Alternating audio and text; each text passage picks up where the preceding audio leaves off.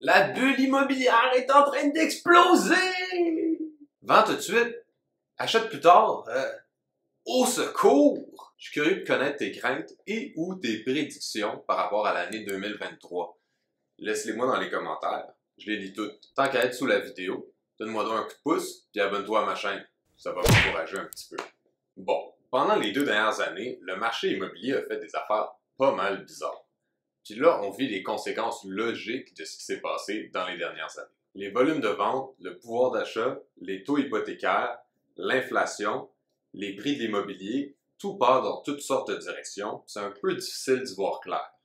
On va clarifier point par point comment chaque chose évolue, puis comment est-ce que les économistes voient le futur pour chacune de ces variables. On va partir de l'économie large, puis on va essayer de se rendre de plus en plus vers l'économie locale pour expliquer ce qui se passe en ce moment dans le marché immobilier de Montréal. Donc, premièrement, une bulle immobilière, c'est quoi? Quand on parle de finances, en général, quand on dit une bulle, c'est en référence au fait que les prix augmentent, puis suivent pas nécessairement la valeur réelle des biens ou des actions. C'est cet espace-là, dans le fond, entre la valeur réelle puis le prix de vente, qui est la bulle. Donc, qu'est-ce qui a fait qu'on est entré dans une bulle immobilière au Canada? Ben, le premier facteur, c'est les taux d'intérêt qui étaient très, très bas durant la pandémie. Ce que ça fait, ça, quand les taux sont très, très bas, c'est que ça augmente le pouvoir d'achat des gens. Pourquoi? Ben, simplement parce que les gens pensent pas nécessairement au prix de la maison en tant que tel quand ils décident d'acheter ou de pas acheter une certaine propriété. Ils vont plutôt penser aux mensualités, au paiement mensuel de leur hypothèque. C'est ce qu'on peut se permettre mois par mois qui va déterminer ce qu'on peut se permettre à plus grande échelle. Donc, au fur et à mesure que le pouvoir d'achat des gens augmente, parce que les taux d'intérêt descendent et donc ils peuvent se payer des plus grosses maisons, des maisons qui valent plus cher et garder les mêmes paiements mensuels, bien évidemment, ça fait augmenter la demande. Puis on connaît la loi de l'offre et de la demande. Quand la demande augmente et que l'offre reste à peu près pareille, mais les prix vont augmenter. Puis ça, le fait que quand les taux sont bas, les prix augmentent, c'est pas seulement vrai en immobilier, c'est vrai à l'échelle de l'économie plus globale. Donc, on dit que quand les taux sont bas, ça fait augmenter l'inflation très souvent. Donc, parlant d'inflation, l'inflation a frappé son point le plus haut durant les 40 dernières années, en avril 2022, à environ 6,8% d'inflation. Depuis, on a vu une augmentation du taux directeur, une augmentation progressive, mais assez agressive du taux directeur, qui a permis au taux d'inflation de redescendre à 6,3% récemment. Le taux directeur, c'est un taux qui est fixé par la Banque du Canada. C'est le taux d'intérêt sur lequel toutes les autres banques se basent pour fixer leur propre taux d'intérêt envers les particuliers. Il faut comprendre que ça fait partie des responsabilités de la Banque du Canada de gérer ou de faire face à l'inflation. Comme elle était de 6,8%, un de leurs outils principaux pour la faire redescendre, c'est le taux directeur, c'est d'augmenter les taux d'intérêt. Quand on augmente les taux d'intérêt, le marché se refroidit, les gens dépensent un petit peu moins, puis ça empêche les prix de continuer à gonfler artificiellement. La cible d'inflation annuelle de la Banque du Canada, c'est entre 1 et 3%. On va souvent arrondir tout ça à 2%.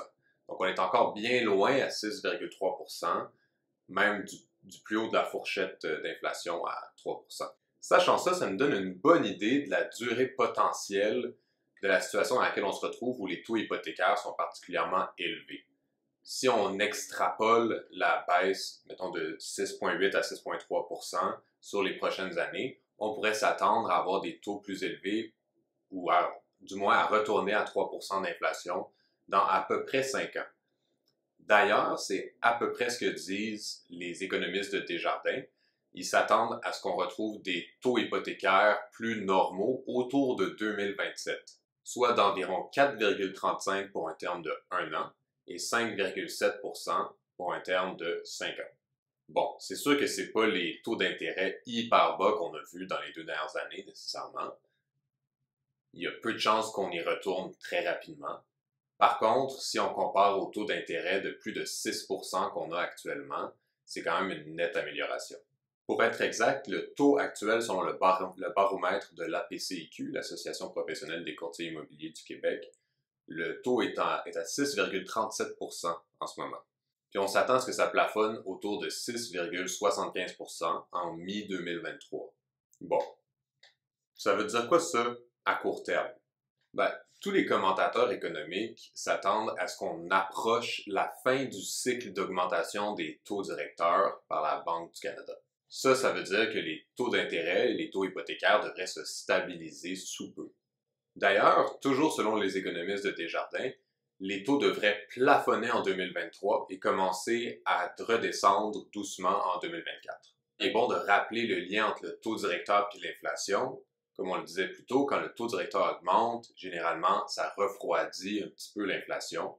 C'est l'intention, puis c'est d'ailleurs ce qu'on voit qui arrive dans le marché immobilier. Alors que les taux hypothécaires montent, il y a moins d'acheteurs dans le marché, ce qui fait redescendre les prix doucement. On s'attend à ce que cette chute-là des prix qu'on a vue particulièrement à la fin de 2022 continue un peu pendant la première moitié de 2023, quoique plus doucement qu'en 2022, et que les prix commencent à remonter dans la deuxième moitié de 2023. Comme on le disait plus tôt, la hausse du taux directeur aide à faire refroidir, à faire redescendre l'inflation. Alors que l'inflation se refroidit, le marché immobilier se refroidit lui aussi. C'est un petit peu synonyme l'un de l'autre, ils sont liés. On augmente le taux directeur, ça fait diminuer le pouvoir d'achat, ce qui fait doucement diminuer la demande. Parce que moins les gens peuvent se permettre d'acheter, moins ils essaient d'acheter, ce qui est normal.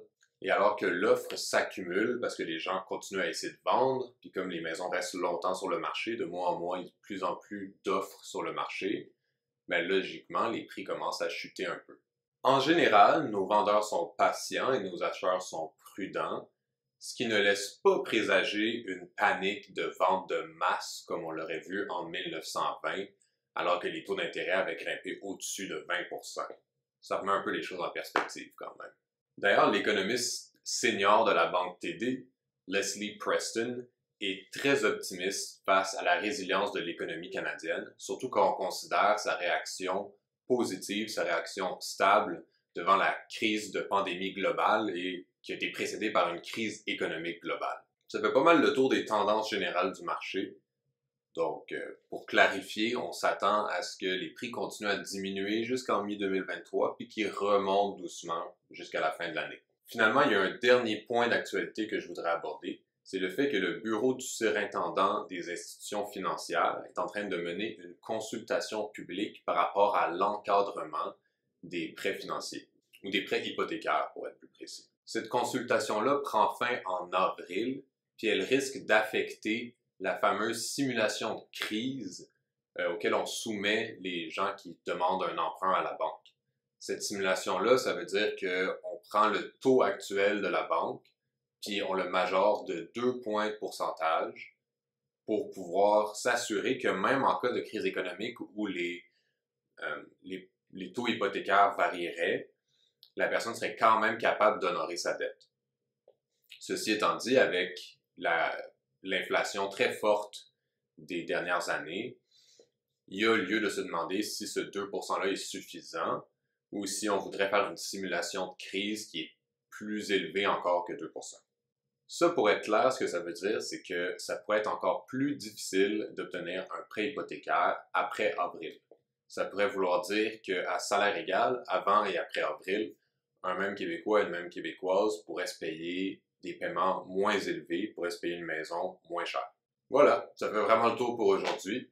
Si tu as aimé la vidéo, si ça t'a été utile, je t'invite à descendre en bas, à me donner un coup de pouce, à t'abonner à ma chaîne pour les prochains épisodes.